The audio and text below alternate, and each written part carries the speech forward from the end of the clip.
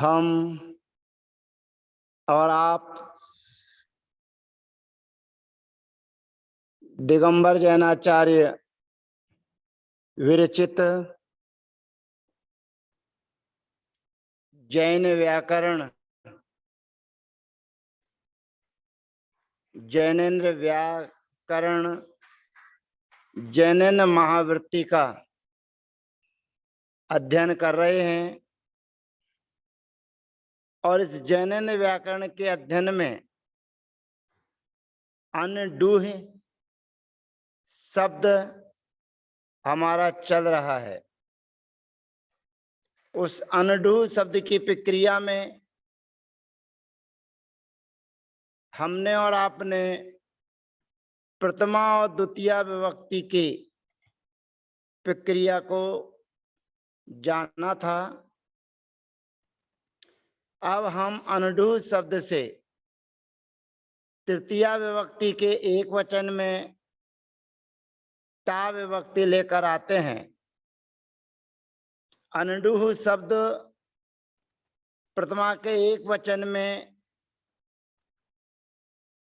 जो अनडू का ऊ है उसके स्थान पर वा आदेश किया गया था और वा आदेश करने के लिए हमारे बीच में सूत्र आया था सावन डूहा। और सावन डूहा के बाद में संबोधन में ये वा जो आदेश किया था वो विकल्प से होता है, तो वह कौ। संबोधन में की विभक्ति रहती है, उसके होने पर वा आदेश ना होकर वा आदेश होता है। अब हम अनडूह शब्द से तृतीय विभक्ति के एक वचन में टा विभक्ति लेकर आते हैं। अनडूह धन टा, टा में से आ का अनुबंध लोप हो जाता है और आ बचता है और व्यंजन अज्जीनम परेण संयोजम के माध्यम से शब्द को जोड़ दिया जाता है, तो बन जाता है अनडूहा।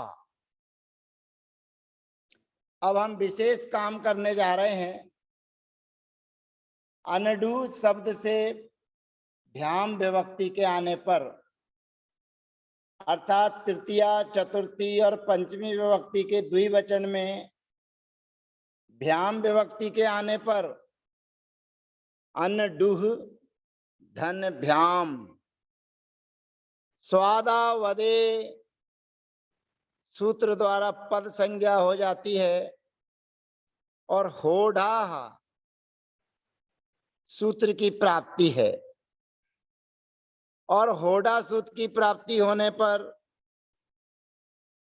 अगला सूत्र हमारे बीच में आता है बसु स्रंसु ध्वंसु ध्वंसवडुहाम दा। ये सूत्र जो आपको नजर आ रहा है वसु स्रंसु ध्वंस वडुहाम दा, अर्थात वसु प्रत्यय जिनके अंत में हो, स्रंस धातु हो, ध्वंस धातु हो और अनडूह, इन शब्दों के अंत को दकार आदेश होता है। अर्थात अनडूह का जो हा है उसके स्थान पर डकार आदेश होता है। अब यहां पर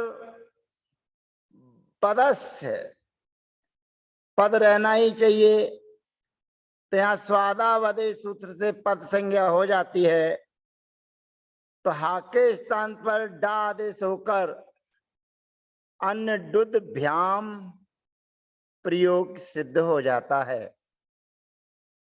पुनः स्मरण करें, अनडूह धन भ्याम, यहां पर होढ़ा सूत्र की प्राप्ति है और होढ़ा सूत्र की प्राप्ति होने पर बसु स्रंसु ध्वंसवडुहाम दा सूत्र के माध्यम से हा के स्थान पर दा आदेश होकर अनडुद भ्याम प्रयोग सिद्ध होता है। इसी प्रकार से तृतीया विभक्ति के बहुवचन में भिस विभक्ति के आने पर अनडुह धन भिस। यहाँ पर स्वादावदे सूत्र के माध्यम से पद संज्ञा करने पर वसु स्रंसु ध्वंस वडुहाम दा सूत्र के माध्यम से हा के स्थान पर दा आदेश हो जाने पर अनडुद धन भिस या सजुसोरी और विरामे विसर्जनिया सूत्र से विसर्ग आदेश करने पर अनडुद भी प्रयोग सिद्ध होता है। अब अनडुए शब्द से चतुर्थी विभक्ति के एक वचन में गे विभक्ति के आने पर गा का अनुबंध लोप हो जाएगा तो शब्द बनेगा अनडूहे। अब अनडुद शब्द से चतुर्थी और पंचमी विभक्ति के बहुवचन में भैंस विभक्ति के आने पर अनडुह धन भैंस। यहां पर भी स्वादावदे सूत्र से पद संज्ञा और होड़ा सूत्र की प्राप्ति होने पर बसु स्रंसु ध्वंस वडुहाम दाह सूत्र के माध्यम से हकार के स्थान पर दकार आदेश कर अनडुद धन भ्यस सजुसो री सूत्र से सकार के स्थान पर री आदेश कर इकार का अनुबंध लोप कर अनडुद धन भ्यर विरामो विसर्जनिया सूत्र से विसर्ग आदेश करने पर अनडुद भ्याह प्रयोग सिद्ध होता है। अनडुह शब्द से पंचमी और षष्ठी विभक्ति के एक वचन में गसी गस विभक्ति के आने पर अनडुह धन अस। यहाँ पर सजुसो री सूत्र से सकार के स्थान पर री आदेश कर इकार का अनुबंध लोप कर अनडूह धन अर। यहाँ पर विरामे विसर्जनिया सूत्र से रेप के स्थान पर विसर्जनीय आदेश होने पर अनडूहा प्रयोग सिद्ध होता है। अनडूह शब्द से षष्ठी विभक्ति के बहुवचन की विवक्षा में आम विभक्ति के आने पर अनुडुहाम प्रयोग सिद्ध होता है। अनुडुह शब्द से षष्ठी और सप्तमी विभक्ति के द्विवचन में ओस विभक्ति के आने पर अनडुह धन ओस या सजुसो री सूत्र से सकार के स्थान पर री आदेश और विरामे विसर्जनिया सूत्र से रेप के स्थान पर विसर्ग आदेश करने पर अनडूहो प्रयोग सिद्ध होता है। सप्तमी विभक्ति के एक वचन में अनडूह धन गी यहाँ पर गी में से ही बचता है और अनडूही प्रयोग सिद्ध हो जाता है।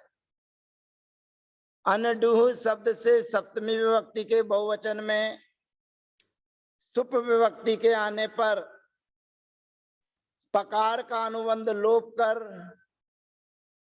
अनडूह धन सु।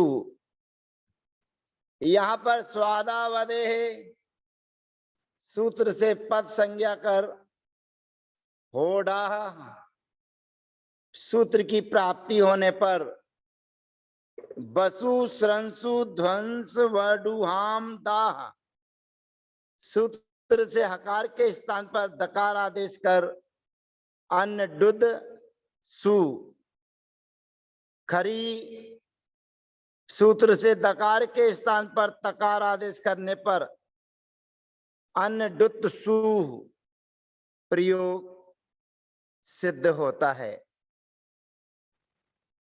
इसी प्रकार से अनडुह शब्द की पूरी प्रक्रिया इस प्रकार है।